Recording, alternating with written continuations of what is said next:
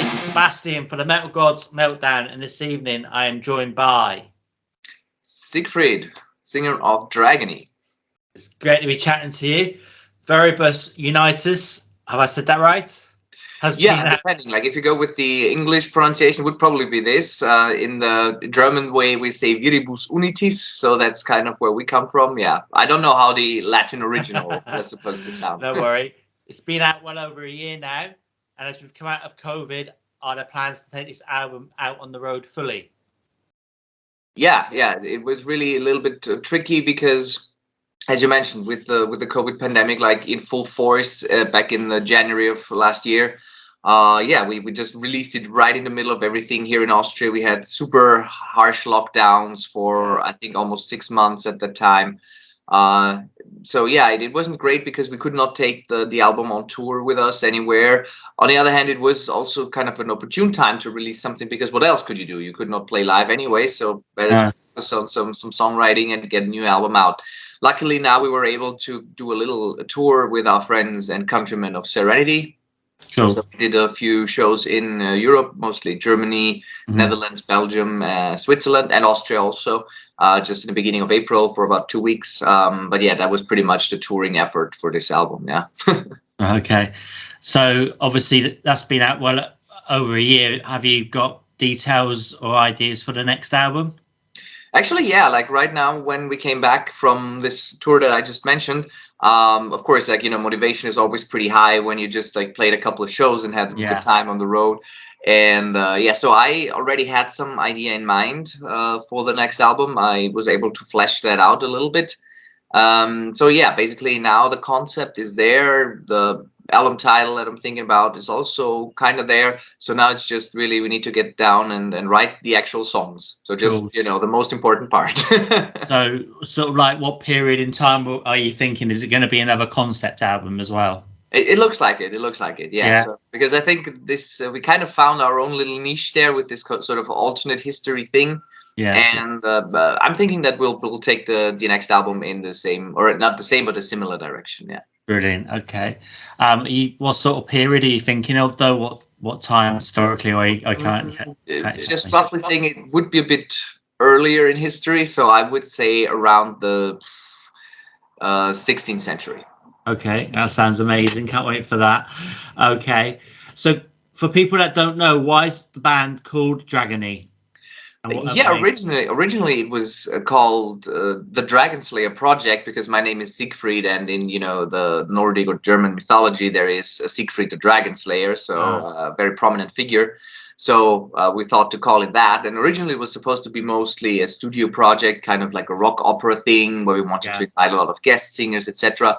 But that didn't really come to pass as originally planned. So soon we became an actual band. And when it was time to record the first album, Legends, back in 2011, we did the recordings for that, or 2010 even. We figured that the Dragon Slayer Project is just like kind of very long and a little bit of a complicated name, so we looked for something shorter. And our guitarist Andy at the time, he came up with this idea of like half jokingly said, "Oh, we should just call it Dragony because we have a lot of dragon stuff, so it's a very dragony album." And I said, "Yeah, this is stupid, but yeah." Fits perfectly. So and that's how it came to pass. I can imagine like going out on tour with Serenity, that the band's fans would have loved that because you're sort of like similar in many ways, aren't you? So it must have been an amazing tour. So going on from that, if you could go out on tour with any three bands, which three bands would you go out on tour with? Three bands that I want to go on tour with. Let's start small. Iron Maiden, because of course, like they are, like I would say, one of the godfather bands of heavy metal in general. You could also go with Judas Priest, but I think with our like style and also with this now, especially this last album with the historical themes, we're a bit closer to Iron Maiden that have a lot of these elements, even though they're more serious than we are, of course. Yeah. So Iron Maiden would be the band. In terms of more realistic aspects, I would personally still love to go on tour with Hammerfall because they were kind of the band that got me into heavy metal or power metal in the first place. Yeah. So that would be really cool. And as a third one, there would be a couple of options. I would say, like, just in terms of size and drawing power right now, probably Sabaton. I know Tommy Johansson pretty well. He's a really cool guy, and yeah, seen Sabaton countless times also. And yeah, I think touring with them would be also pretty fun. That'd be amazing. Going back to the album, do you have the album artwork framed at your home? Because it's amazing. It's very catching. Actually, I do. Like, you see those pictures right behind me. It's like a little bit blurred right now, but those are like the CD covers and the CDs. And actually, I have a version with vinyl as well hanging on the wall. So that's awesome. And can you tell me then, from the album, which would you say is your favorite track today and why? From Viribus Unitis, I think one of my favorite tracks is probably Battle Royale. Because I think I had the idea for this chorus like in the middle of the night at some point, and just like went to the keyboard and just basically punched that chorus in half an hour, which is the best way. You know, okay, this is really good. And also because it's kind of the most complex track probably from this album, because on this album we're pretty straightforward in the songwriting for the most part. And this one is a bit more the theatrical track here, with like different parts and like, you know, some slow kind of atmospheric interludes. So and the chorus is super catchy. I really like this one. So that would be one favorite for sure. Brilliant. So what would you say, go back to gigs, what would you say has been the most memorable gig you've done with Dragony so far? There have been a few, but I would say, of course, the most memorable would be 70,000 Tons of Metal. We played it in 2019, and of course, if you play on a like luxury cruise ship going from Miami to, at the time it was Haiti, and playing 2 shows there, and yeah, just the whole atmosphere. I did 70K before, once with Visions of Atlantis and once just as a passenger, but yeah, with Dragony for sure, it was one of the most spectacular shows for us as well. And then followed by, I would say, Wacken. Yeah, that would be amazing. I would love to do the Tons one. I would love to go and do that. Maybe one day. Next year. It looks like it's coming back. So. Oh, let's hope so. Yeah, let's hope so. Okay. If one of your songs could feature in a film or TV series from the last album, which one would you choose? Featured on like which TV show? I would choose any TV show or film. Which track would you choose, and for what sort of genre? Yeah. That's interesting. Like, I mean, my favorite movies, or one of my favorite movie series of all time, is of course Lord of the Rings. As you know, as a fantasy metal nerd, it has to be. So of course, if you could get a song in there, that would be like absolutely fantastic. And I think there's a lot of tracks that could be suitable for that. For example, like just the opening track, Gods of War, pretty straightforward, like Scandinavian style banger. I think you could fit that anywhere, so that would be really cool. Brilliant. Okay. What would you say has been the band's biggest accomplishment so far, or is it yet to happen?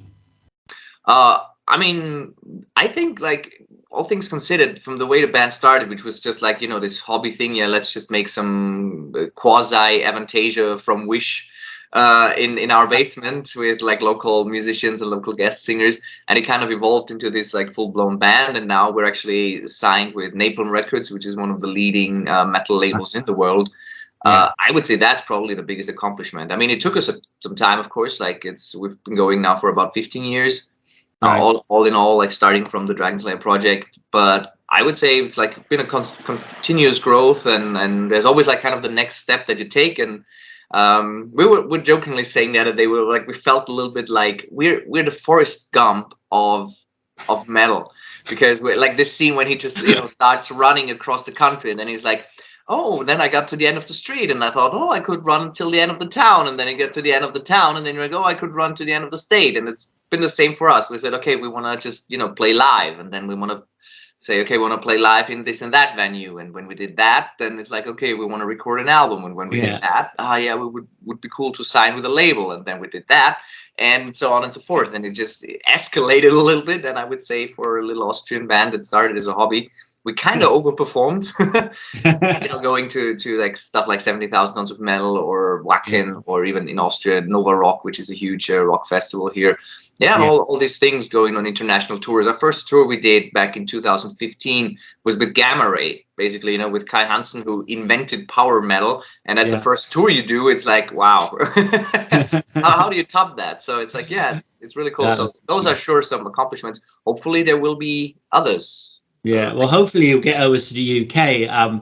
I find with a lot of mainland European metal, it's much more popular than on the mainland than it is in the UK anyway. So yeah, tastes are a little different. yeah, and it's probably the language thing though, because I think it's similar in the United States, because when you have all these like lyrics, then most of the bands are still singing in English, and you have those non-native speakers singing in English, like there's accents there, then the lyrics are probably not really flawless in terms of grammar, in terms of like spelling or whatnot. And I think for native speakers, both in the US and UK, that can be a little bit of a downer. And I think that is one of the main reasons. But that's my personal opinion. Yeah, well, I love my mainland European metal, so I'm a big fan. Excellent. Love it, mate. Love it. I go to Belgium a lot. Well, I used to go to Belgium a lot because of COVID-19. I've not been back over. But I've been about 6 or 7 times. The first time I went there was to the PPM festival in Mons. I don't know, did you ever play that? No, but was it this prog power thing when it was still? Yeah, it was. Yeah. It was fantastic. But I think he only did 4 years of it. But it was fantastic. I mean, we had Avantasia there. Gosh, my brain's gone. Halloween played. It was amazing, absolutely brilliant. But unfortunately, I think just got into financial difficulties. But yeah. So I started going there back in 2014, and I just never stopped. I kept going back, made friends in Belgium, and yeah.